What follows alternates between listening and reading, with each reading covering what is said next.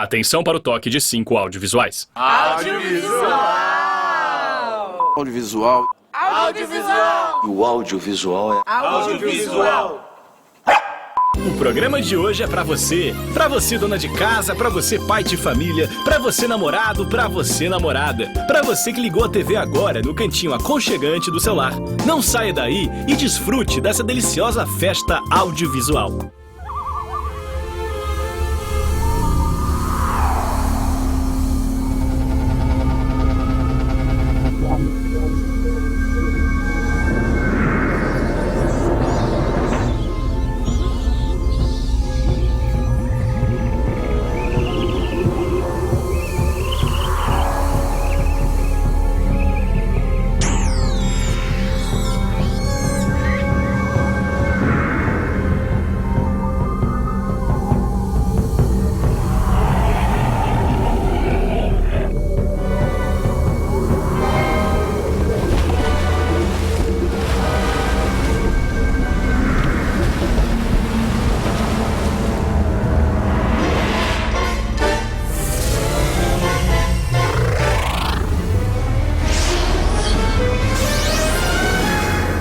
Estranho planeta dos seres audiovisuais.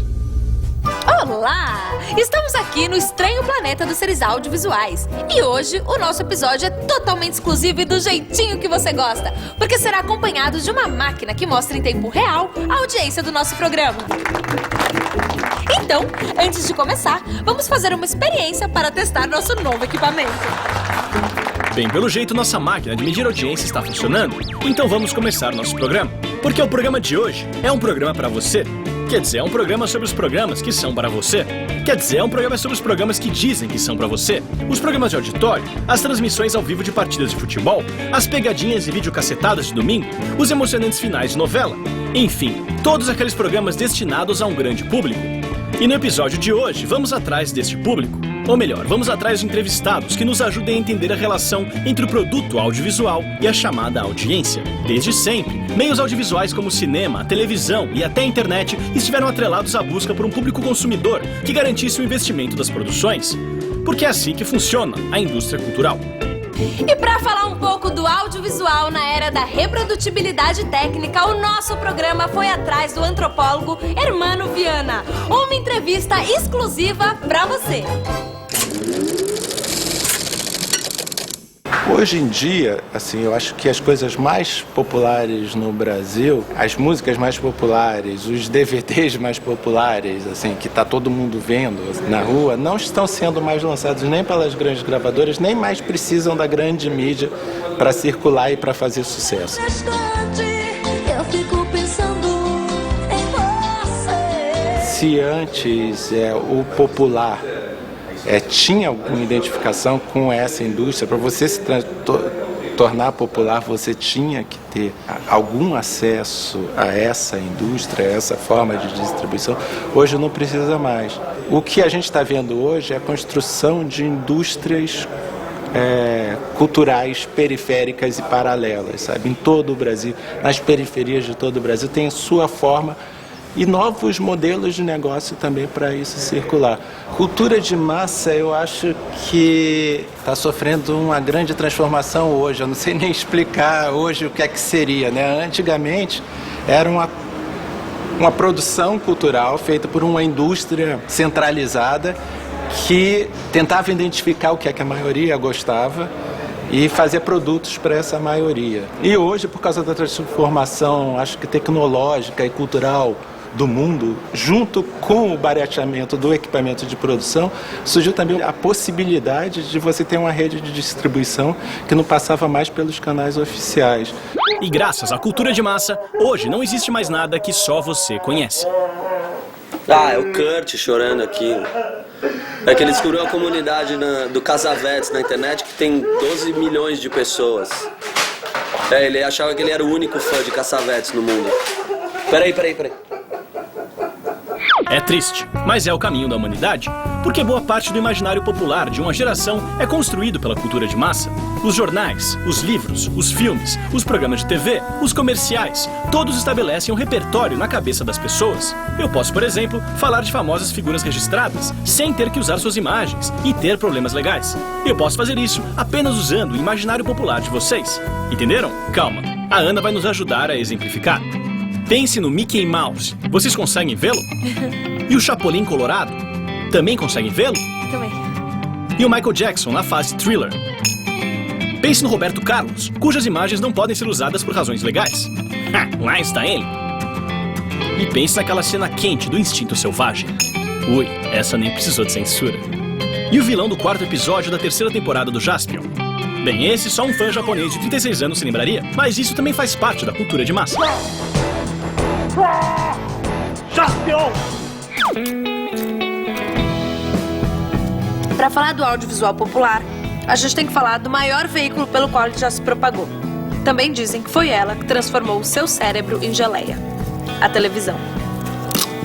Se existe um meio de comunicação audiovisual que é o preferido de 10 em cada 9 donas de casa, além do grande público em geral, esse meio é a televisão. A televisão é praticamente o pastor, o psicólogo, o professor, o jornaleiro, o fofoqueiro, o pai de família, o irmão mais velho, o ombro amigo, o cinema em casa, o cine privê e tantas outras coisas de inúmeras pessoas sintonizadas todos os dias em frente à telinha. E quanto maior o número de aparelhos ligados numa mesma estação, maior o sucesso dessa transmissão. Pensou-se até num horário nobre, um horário para disputar as grandes audiências, onde toda a família, seja ela brasileira, havaiana, servo-croata ou até iraniana, estaria sentada em frente à televisão. Quanto mais televisores ligados, maior a audiência e melhor o desempenho da programação em relação ao público. E na batalha pela audiência, o horário nobre deixou sua nobreza de lado muitas vezes. E vale de tudo, de briga na lama até execução ao vivo. Mas ninguém nunca sabe ao certo o que funciona. Então, aproveitando nosso medidor de audiência alugado, nós fizemos um experimento para ver como seria a transmissão para conseguir a maior audiência possível. Vamos então juntar todo tipo de coisa que supostamente dá audiência numa mesma cena. Uma dançarina de funk, o julgamento do estrangulador de Osasco, um grupo de pagode, o rei das embaixadinhas e um final de novela com casamento interracial. Eu te amo, Paulo Afonso. Eu te amo, Maria Laura. E para dar audiência mesmo, tudo junto.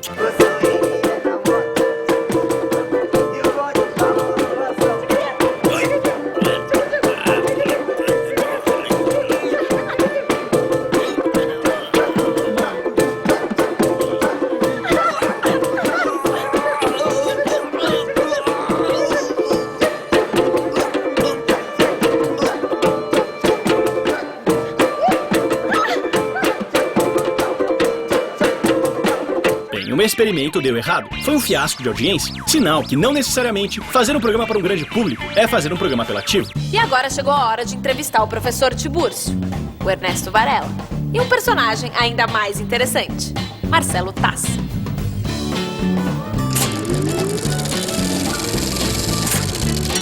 Cultura popular é algo muito abstrato, né? Mas para mim é todo tipo de informação que você consegue tocar o coração de uma sociedade.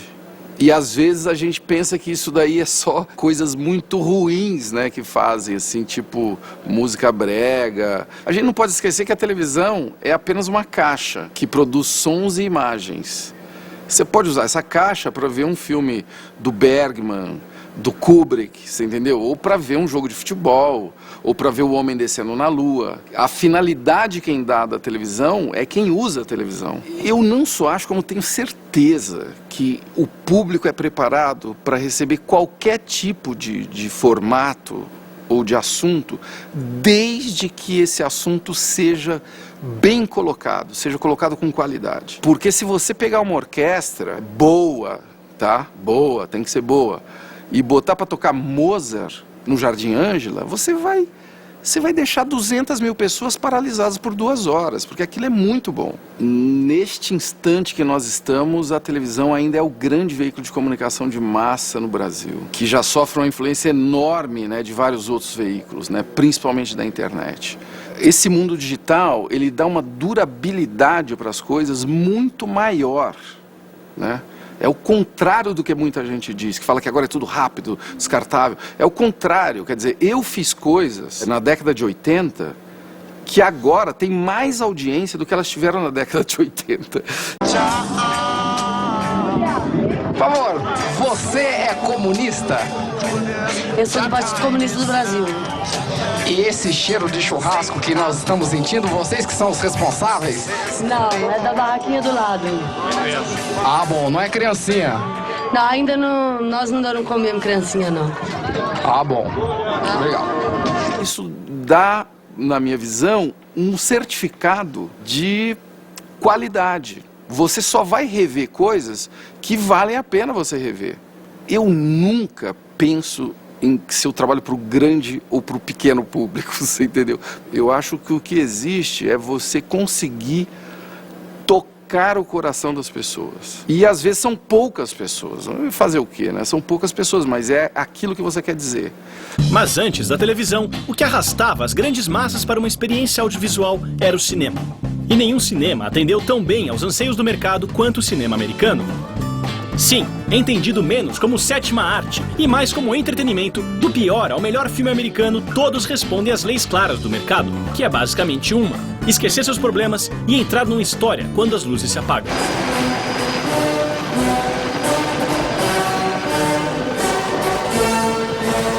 Já o nosso cinema nacional tem um pouco mais de dificuldade de conseguir o apelo popular. Ou seja, o melhor filme brasileiro ainda tem que disputar as salas com o último besteirol boçal muito louco da pesada parte 3 americano. Às vezes, para cativar o grande público, um filme brasileiro ainda precisa de atores roubados das novelas, ou contar a história de duplas sertanejas, ou do Renato Aragão. Mesmo assim, não existe fórmula. E pedimos aos alunos do 2º ano do curso de audiovisual das Faculdades Integradas Dedé Santana para ir à rua e perguntar por que o público não vai mais ao cinema brasileiro. Sabe me dizer por que o cinema brasileiro não tem público? Rapaz. Me ganhou do cinema brasileiro. Que? Agora não dá. Pode responder essa pergunta rapidinho aqui. Não, obrigada. Bem, pelo menos na rua, parece que ninguém quer gastar seu tempo com cinema nacional. Vamos então a um especialista.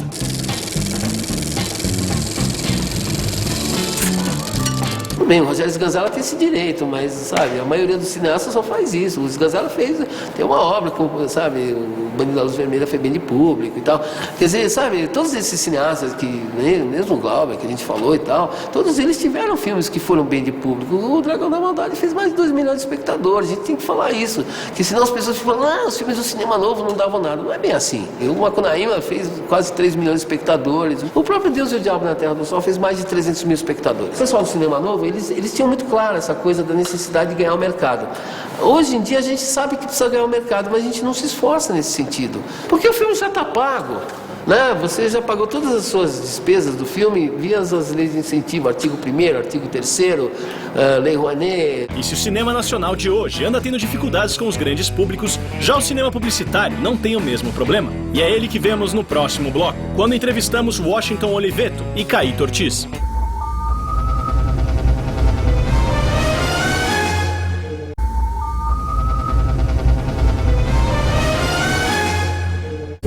Chegamos ao bloco 2. No Estranho Planeta dos Seres Audiovisuais de hoje, estamos falando sobre audiovisuais populares. Ou seja, aquela forma de audiovisual preocupada em agradar as massas. Você! E agora chegou a hora de falar da publicidade. A publicidade ou reclame é o audiovisual assumidamente vendido, sem crise de consciência e sem medo de ser feliz e rico. Afinal, a única finalidade é vender um produto ou uma marca em 30 ou 15 segundos. Mas como os comerciais são caros e trabalhosos, as agências de publicidade investem muito dinheiro em pesquisa para não errar no público, chamado target ou alvo.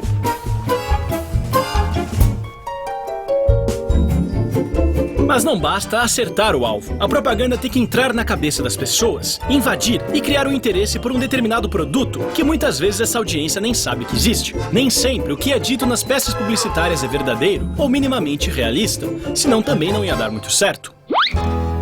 Hoje, eu vou ser honesto. Eu estou aqui para vender um produto para você. Um produto que é extremamente dispensável. Um produto que não é líder do mercado. Um produto que não é barato, aliás, é caro. Um produto que causa queda de cabelo. Um produto que causa impotência sexual. Mas Eu estou sendo honesto. Então, a próxima vez que você vai no mercado, por favor, lembre de mim e compre o produto. Eu estou sendo honesto, sincero. Por favor.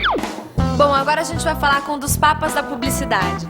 Washington Oliveto criou peças como o primeiro sutiã, as 1001 utilidades de Bombril e o cachorro da Cofap.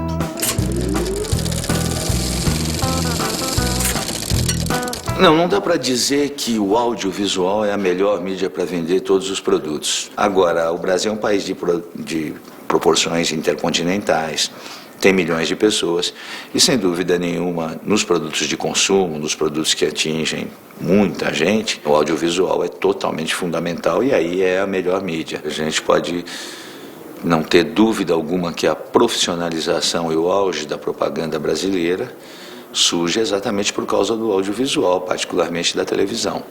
Aliás, como o Brasil sempre fez uma televisão tecnicamente muito boa, a propaganda brasileira foi a reboque disso. A propaganda brasileira ganhou reconhecimento como uma das melhores do mundo, graças à qualidade da mídia brasileira. E o momento de maior consagração da propaganda brasileira foi através das suas peças audiovisuais.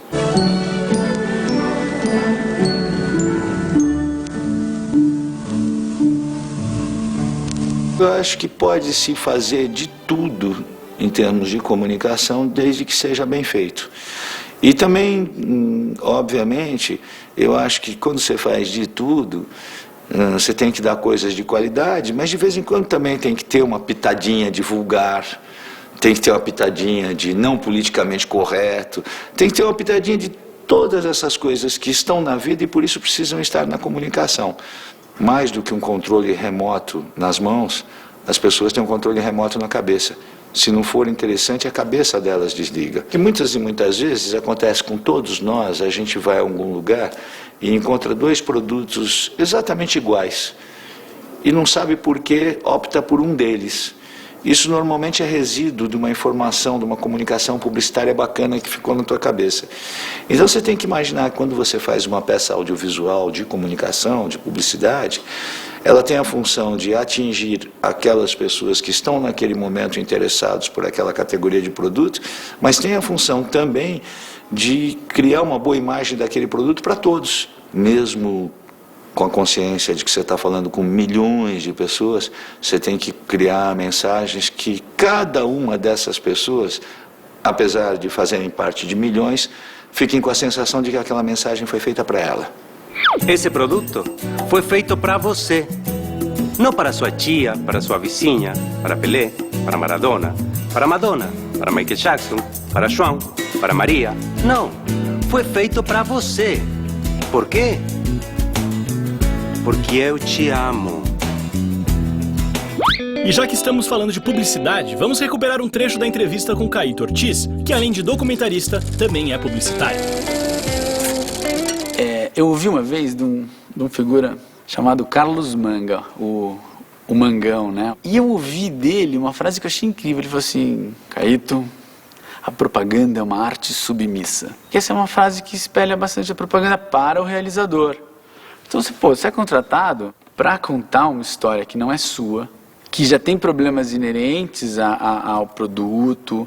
Quando chega na sua mão, ela já chegou bastante mastigada, já passou por, hoje em dia passa por testes, pesquisa.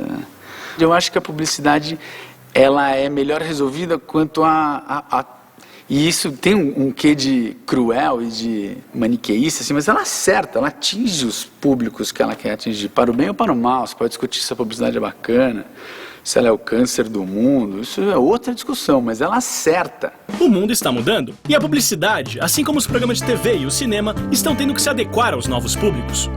Públicos que mudaram de cara com os novos adventos da tecnologia. Mas como esse é um programa popularesco, nós só vamos revelar isso no próximo bloco. Até lá!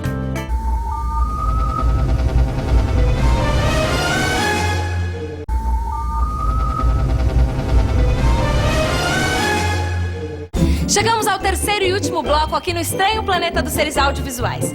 E como eu falei no começo do episódio, a gente mediu a audiência do programa de hoje e, acreditem ou não, foi a maior audiência medida até então na história dessa série!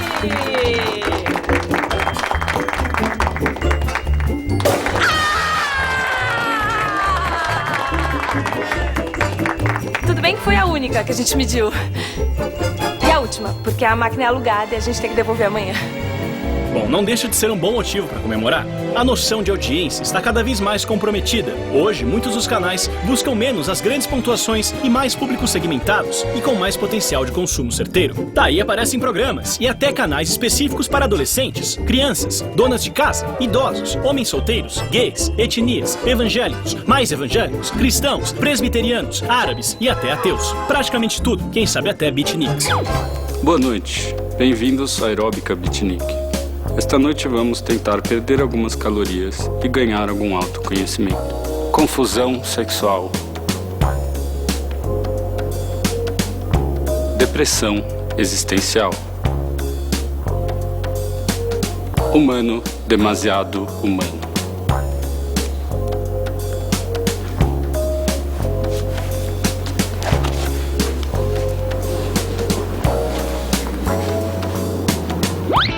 Hoje nós já falamos sobre os grandes públicos no audiovisual, mas com a internet, onde cada um escolhe o seu conteúdo, será que ainda podemos pensar nessas grandes audiências?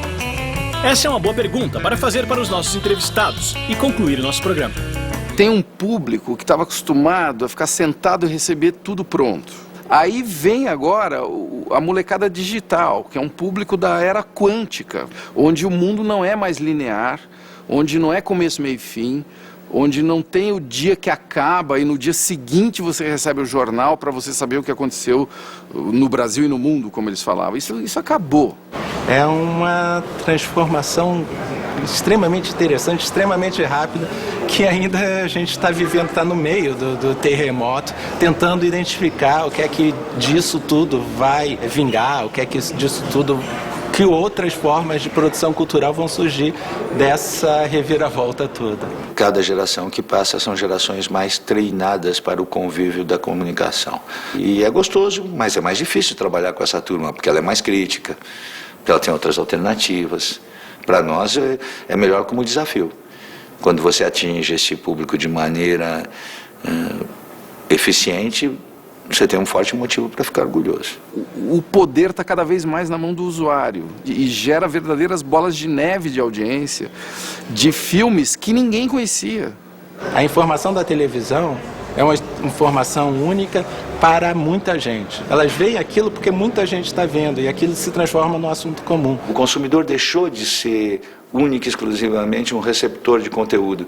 Ele, às vezes, ele é até produtor de conteúdo. A audiência hoje quer fazer, quer produzir, quer botar sua cara. Às vezes o que eles fazem é melhor do que a televisão está fazendo. Pois é, só não vá fazer um conteúdo mais interessante que o nosso. E obrigado, sabemos que você, cara audiência, gastou uns minutos do seu precioso tempo com o nosso modesto programinha. Isso já nos deixa bem felizes. E quem sabe, na semana que vem, você tem mais meia horinha pra gente. A Ana é só sorrisos. Por hoje é só. Obrigada pela sua audiência. Semana que vem estaremos de volta com mais um no estranho planeta dos seres audiovisuais.